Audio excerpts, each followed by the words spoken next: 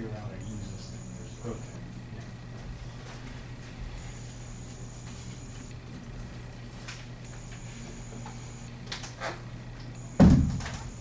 So everybody, what we're going to do today is that we're going to throw you all into groups, and although you just met each other and it's your first day of high school, and I don't really have any time to get to know each and every single one of you, you're all just going to have to do it on your own. Go for it. Oh, and I forgot. Since I'm an irresponsible teacher and I don't know what children are supposed to be doing nowadays, and I think everyone's supposed to be outgoing, your groups are going to change every single time you come to this class.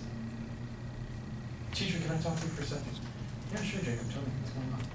I think it would be better for me to formulate my ideas if I was on my own and I came back, with a list of what I do and who I am. And he's like, no, Jacob, we can't have that. It takes up too much time, and the world is supposed to be more social now. Social media, things like Facebook. Yeah, so good luck, Jacob. That's what my first academic English teacher told me when I tried explaining to him my introversion. And it's important for people to understand that introverts, we exist and we act differently. It doesn't mean that we're completely antisocial, it's just that we do socializing differently. And it's important to understand how we encounter them. So what I provide for you today is that we're going to go on to defining what an introvert is, then we're going to explain how introverts function, and then we're going to talk about some of the introverts have had over the years, discussing characters that you should be familiar with who have been introverts that you might not expect to be an introvert themselves. So regardless of our general perception and definition of what an introvert is, scientists have been studying introverts for years, and it is important for us to understand their definition. So let's begin by distinguishing shyness from introversion. Shyness is the fear of social judgment. Introversion is just getting stimulation from less human contact, from what will go on when I begin to define an introvert. And being introverted doesn't mean that you're completely antisocial, like I said. It's just that socializing, we do it differently. So Carl Jung, a Swiss biologist born in 1875, accomplished most of his works in his late 40s, was the first to popularize the term of introverts and extroverts. So his first definition that he offered was extroverts operate from a standpoint of outward flowing energy, while introverts operate from a standpoint of inward flowing energy. Now to put that in simple terms, extroverts want more social interaction. That's how they generate the stimulation for both their physical aspects of themselves and their mental aspects of themselves. Introverts, being their counterpart, the exact opposite. We gain most of our stimulation and recharge ourselves through less human contact. So a study found on the APA SciNet done by Russell Jean supports those definitions through a noise simulation that he performed with 70 introverts and 70 extroverts. Now what happened is that he introduced the extroverts and the introverts to several numbers of questions, and he gave them an allotted amount of time to do those questions, and he put different levels of noises to the introverts and the extroverts while doing them. The introverts were able to operate and perform the most efficiently when the noises were low. These noises being voices, sounds, birds chirping in the air. And extroverts were able to operate more efficiently when the noise was higher. Now this proves that extroverts need a lot more going on, and introverts would prefer to have a lot less going on. Now that you've been provided with a definition of an introvert, we'll now go into detail about how introverts function, according to the definition we just learned. Recently mentioned by Carl Jung, who provided the general insight as to how introverts function, Carl Jung defined introverts as being motivated by more outside factors, greatly influenced by their environment, and making lots of more of an effort to maintain social contact, while in introverts being different. They strive to be alone, maintain minimal contact, more one-on-one conversations, rather than having to do it so collectively.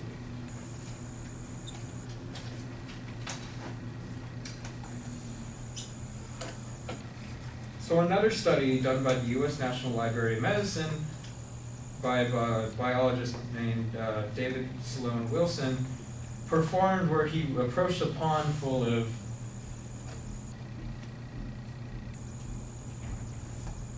pumpkin seed fish. Now these pumpkin seed fish were inside this pond, and so what he did is that he took a trap and threw it into the middle of the pond. And what happened is that some of the fish went off to the side, retreated from that trap he threw into the middle. The majority of the fish that were identified as extroverted went into the trap and eventually got caught. Now, had this been a predator, those extroverted fish would have died exploring and being more interested into what happened and approaching with the general crowd as to what is that thing. And then the introverted fish, again, had this have been a dangerous predator, would have survived that encounter. And so when he brought him back to the lab, he brought the extroverted fish back to the lab first, and then when he went back to go get the introverted fish, he returned to find that the extroverted fish were much more comfortable to environment. They were eating, they were exploring, they weren't acting as so sporadically. Now when he threw the introverted fish into their new environment, they began slowly to begin behaving sporadically, abnormally. They were refusing to eat, and they didn't want to get so accustomed to their environments fast. So although the introverted fish did not do so well adjusting with the new environment, the scientists had some interesting attributes to define the strength of introverted people. In this case, what he did, introverted fish. So what to expect on what I'm about to show you now is some iconic figures that were introverts themselves. Abraham Lincoln was an introvert. Described by Ralph Waldo Emerson, the man who led the Transcendentalist movement, in which the time was very significant because we had a lot of political uprisings and we needed to accustom so more, we need to get a better political party together.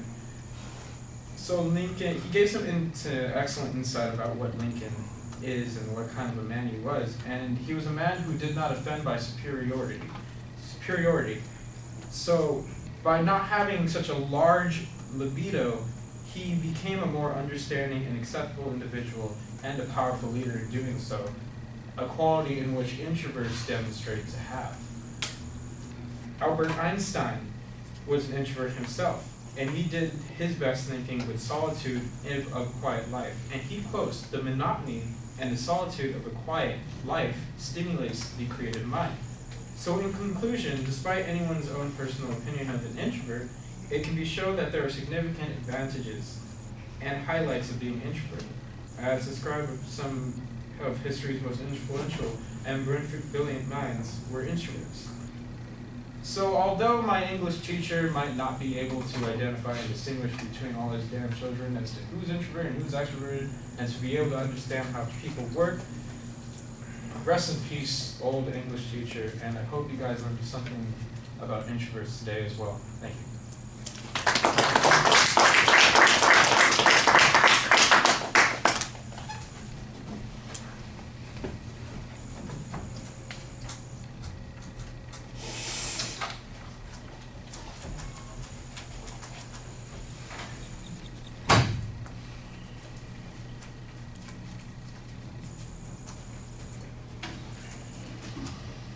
How's the bathroom break, dude? Have fun there?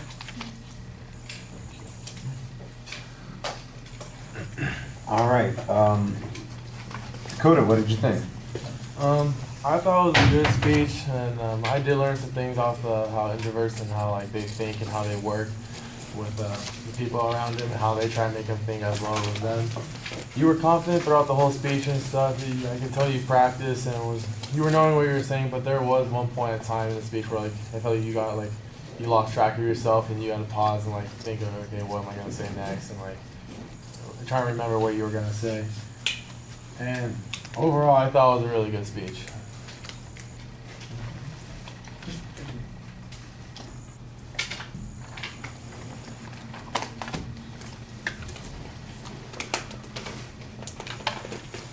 I wish the example at the beginning was a little bit more controlled, but I got the idea that you were trying to get across, and I thought that you introduced the subject in a pretty reasonable way.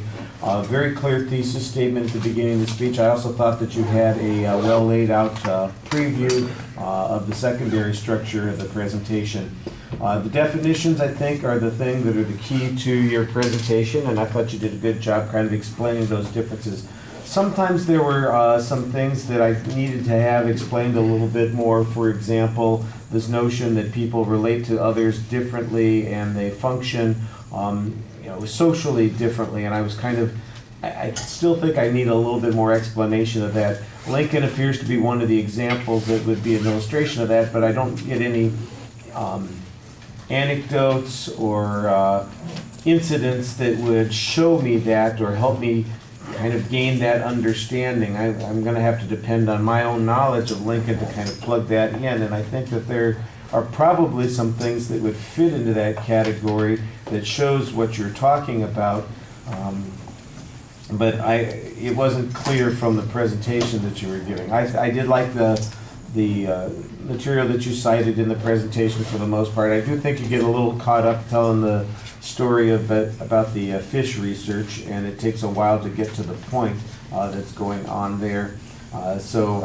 That probably needs to be edited down and get to the essential of what the results seem to indicate. I'm not exactly sure how much inference we want to draw from fish behavior, but the idea that there is in fact something revealing about the, I don't know. Is it self-defining, what introversion is and extroversion is in pumpkinfish? I'm not quite sure. The visual images are not particularly dynamic. They mostly exist for the purpose of making a transition to another point or reminding us something at the end when you've got the pictures of Lincoln and Einstein. Those kind of fit in the same category. So, like I said, they're transitions. They remind us of points that are being made, but they don't really add much to our understanding of the subject matter. I thought you had a nice, natural way of speaking to the audience. I think people would have a hard time identifying you as an introvert if you were, if we were judging on the basis the way you are relating to us in the presentation. So that's one of the reasons why I think I need a little bit more explanation about what you mean about how introverts and extroverts relate to others. I understood the extrovert one. What I'm having a little bit of trouble understanding is how the introvert also makes those kinds of connections, but does it in a different way. All right, thank you.